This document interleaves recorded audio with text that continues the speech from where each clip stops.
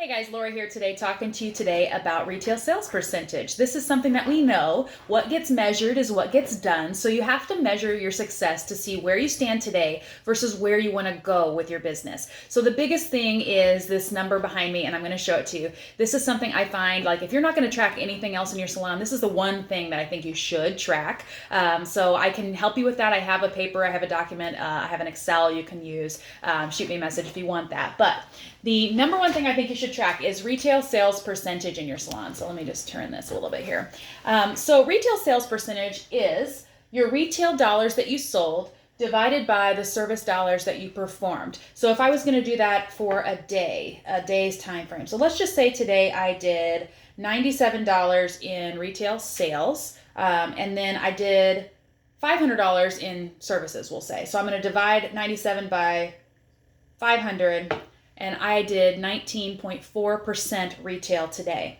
So that's a daily tracker. I also recommend you adding this up for the week, for the month, and then for the year, of course, to find where you sit on average. I recommend doing this by stylist. So if you're a big salon and you've got several employees, I think every stylist should be tracking this. If you guys do year-end reviews or quarterly reviews, anything like that, I think this should always be included in your number, so you can say, okay, this is how you did last year at this time. This is where you're sitting now. Let's celebrate the growth that you've had, or maybe talk some coaching if they need some help.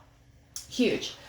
Okay, so retail sales percentage, we know how to find it now. So Salon Today gave us this great article a couple years back, and it's really stuck with me. I've used this example many, many times, but basically they took a look at salons and their profitability at the end of the year, and basically had this correlation between retail sales percentage and where they ended for the year with regard to profitability. And what they found was salons that average between 5 and 8% retail sales percentage were tending to break even, which means that they are, not necessarily losing money. They're not necessarily gaining money. They're kind of falling flat somewhere in the middle. The profits are very small, or the loss is very small. It's kind of a flat number.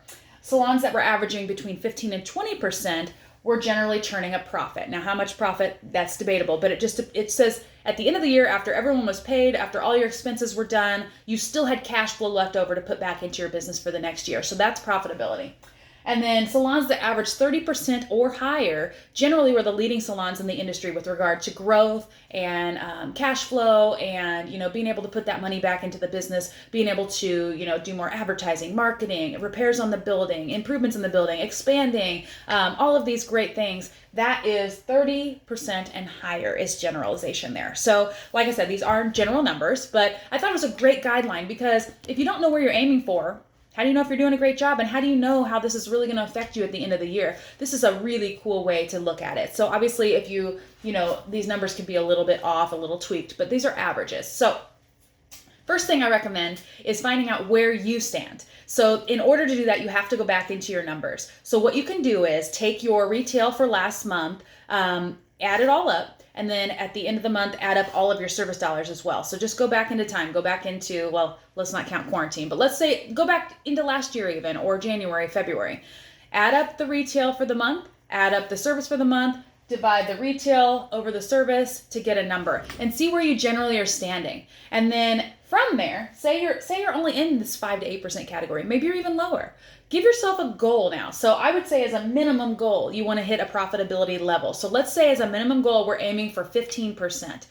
Now let's take a look at your average service dollars and see what 15% is of that. So let's just say, I'm just throwing out a really random number here, but let's just say my salon averages $15,000 in services in a month. Let's say I'm aiming for 15% of that to be retail. I'm going to multiply that times 0.15. So I should be selling $22.50 in retail in a month to get 15%. So that's how I'm working that in reverse. So obviously, whatever your number is, maybe you're an independent stylist, that number is much smaller. Maybe you're a big salon, maybe that number is much bigger. That's how you can calculate this. So maybe you're only aiming for 10% of this. I mean, you guys know how to do this, right? You tip at restaurants. You guys know exactly what 15, 20%, 25% is, okay? That's where you need to calculate this number and give yourself a goal. If my goal for the month is that I want to sell $5,000 in retail, now divide that by 4 weeks. How much do I need to sell per week? Divided by how many stylists there are. This is your commitment to sell and help the salon get to this number, right? So that's how we can work these numbers. If you have any questions or would like my help with this, any support, I'm here for you guys. I am a numbers person. I love to crunch the numbers. So give me a caller. I'll talk to you guys later. Bye.